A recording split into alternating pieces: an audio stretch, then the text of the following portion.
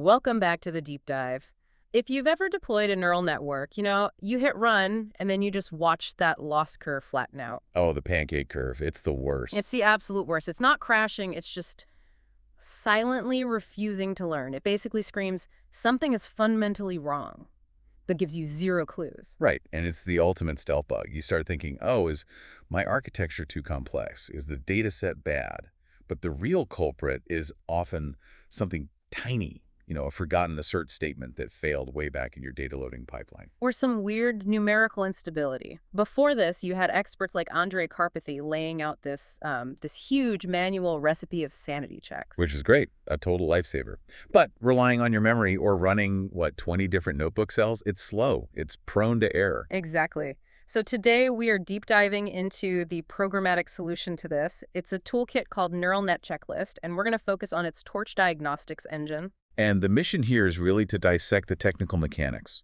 We want to show you how this thing translates all those expert debugging steps into automated exception-raising assertions. So we're moving from a manual checklist to code that just tells you what's wrong.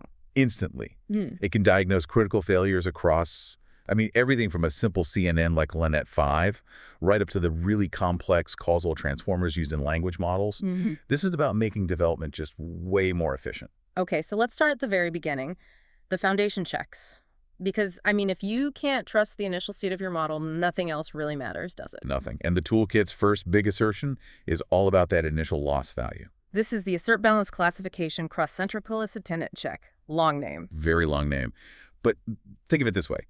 If your weights are initialized randomly, which they should be, your model's output should just be uniform chaos, pure guesswork. So for a balanced classification task using cross-entropy, the initial loss has to mathematically approximate the entropy of that chaos, which is just log of n, where n is your number of classes. And what if it's way off from that number? Then you know instantly. Either your weight initialization is totally broken or, and this is more common, your target encoding is flawed. So, like, your one-hot vectors are sparse or indexed wrong. Exactly. This check gives you a really tight numerical boundary. In the source, for a transformer, the expected loss was about 4.07. The actual loss was 4.29. And the tool said that was okay because it was within a certain tolerance. That tolerance seems important, though. Why allow a 75% deviation? Well, it's all about stochasticity. The Yeah. weights are random, so you have to allow for some statistical variation around that theoretical mean. So if it was zero tolerance, you'd get false positives all the time. Every single time. The 75% relative tolerance just makes sure that, while the number can fluctuate a bit, your weights haven't started out accidentally optimized or completely dead. You're in the right ballpark. That's a strong check. But right next to it, the tool runs a calibration assertion. Why do you need both if you already know the loss magnitude is about right? Because the loss magnitude is only part of the story. The assert balance classification cross-center point and calibrated check looks at the distribution of the softmax outputs. So it's making sure they're all spread out evenly. Exactly. It verifies that each class has roughly a 1 over n probability. You could have the right total loss, but if one class has, say, 90% probability and the rest are tiny, that's a problem. And the calibration check would fail. It would fail. It Wait could be a bad bias term on your final layer or a bug in how you apply the softmax. The tool measures this with mean absolute deviation, the MED score. You want that to be tiny, confirming pure, unbiased randomness before training even starts. So if those two checks pass, you can have confidence in your starting point. Your blueprint is solid. Yep, your foundation is stable. Okay, so if the blueprint is solid, we can move on to the actual function. This brings us to what we call the neural signal check, verifying training integrity. We're now making sure the electrical current is flowing and the model can actually respond. And the first check here seems almost deceptively simple. It's just non-zero gradients. Assert non-zero gradients, a basic health check. It's fundamental. You run a forward pass, a backward pass, and the tool verifies that every single parameter in the network has a gradient value that isn't zero. What are the silent killers this is designed to catch? We all know about dead real U's, but what else? A dead real U is the classic one. Its gradient is literally zero, but it also catches subtler things. Think about catastrophic cancellation, where your loss calculation is unstable and huge positive and negative gradients just sum to zero. So learning just stops, but the program doesn't crash. It just stalls. Or maybe you have a custom activation function that saturates immediately. If any of those mathematical pathways are blocked, the gradient is 0, and training will never, ever proceed. And the tool confirms this in milliseconds. So if the gradients are flowing, the next big step in this signal check is the famous overfit test. The assert over fit batch check. This is maybe the most well-known piece of the expert recipe, and for very good reason. The idea being, if your model can't even get to near zero loss on one tiny little batch of data, say 10 images, then your whole optimization loop is broken. It has to be. But I can imagine a developer arguing, wait, I've got a massive causal transformer, maybe it just needs more steps to overfit. Why is failing this test immediately a sign of a setup failure and not, say, a capacity issue? Because the test is designed to isolate the optimization system. Even a small version of a modern architecture has the capacity to memorize 10 simple examples. If it can't, it means the learning rate is probably too low or the optimizer is misconfigured. Something in the forward or backward pass is just fundamentally flawed. And we saw an interesting technical detail here on the threshold. For the causal transformer example, it successfully overfit, reaching a loss of about 0.1.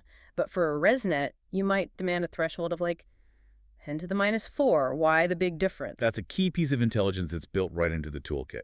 For a dense, well-behaved classification task, getting a near-perfect loss is pretty standard. But for a huge LLM, It's a different beast. it's a different beast. The complexity of just predicting the next token, even on a tiny batch, is way higher. The vocabulary is massive. Forcing a 10 to the minus 4 loss on an LLM at this stage might just cause false failures. The higher threshold, 0.1, verifies it can learn without demanding unrealistic convergence right at the start. That's pretty sophisticated. Okay, so once we confirm the model can learn in principle, we have to confirm it learns by the rules we set. This is where we move into the deep architectural diagnostics, checking the plumbing of the data dependencies. Right, this is where we get into the really subtle assumptions we make when we design these networks, especially around how data samples interact within a batch or across a sequence. Let's dive into that. Check 5, batch independence.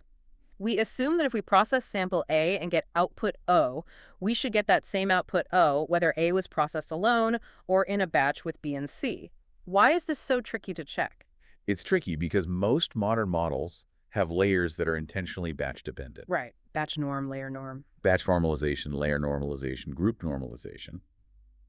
By design, they calculate statistics across the batch. So the output for sample A should change if you change the other samples in the batch. So if the test just ran and failed, it would be kind of useless because that failure would often be the correct intended behavior. Exactly. And this is the crucial technical insight. The tool uses a function, replace norm layers with identity, before running the test.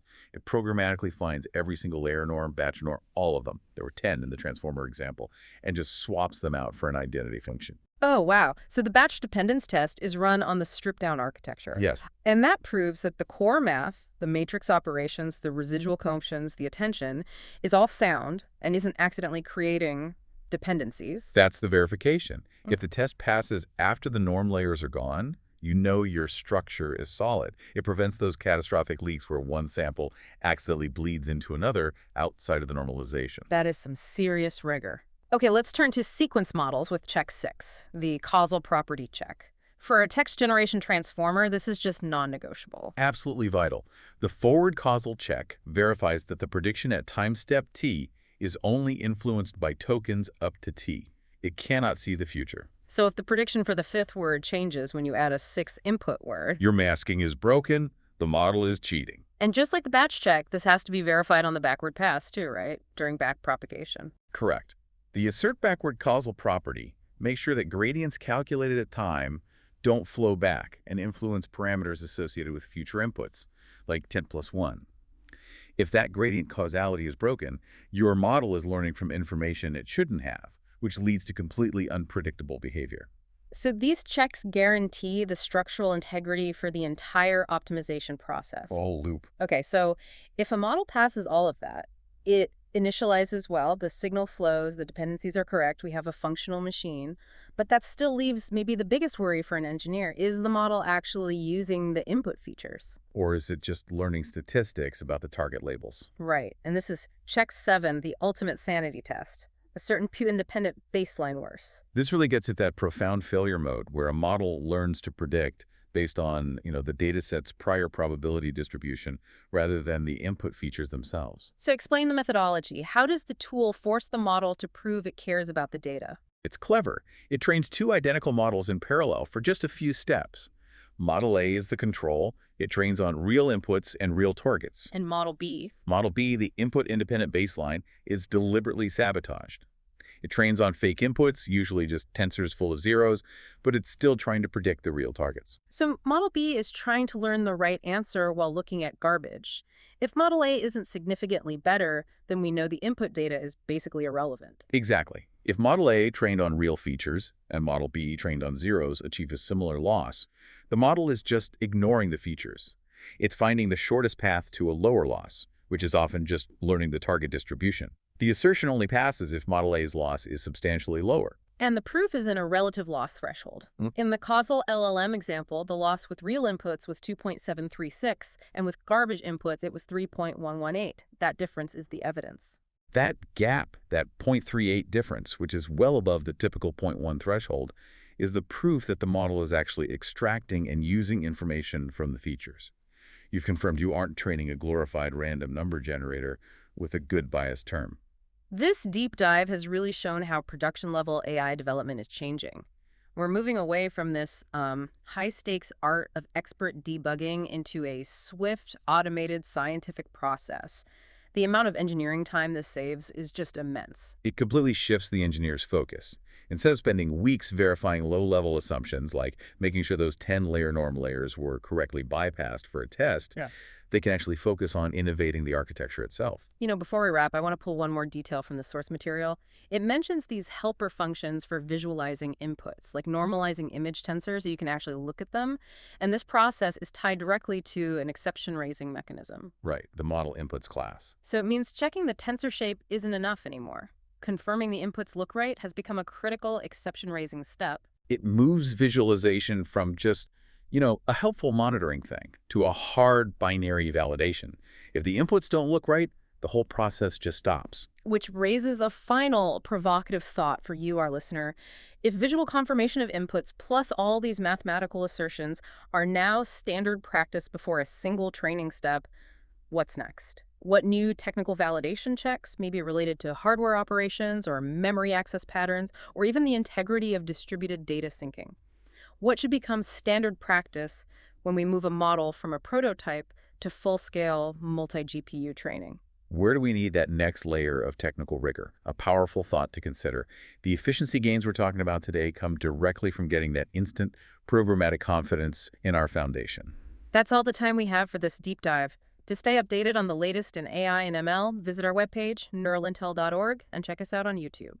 Thank you for joining us. We'll see you next time on The Deep Dive.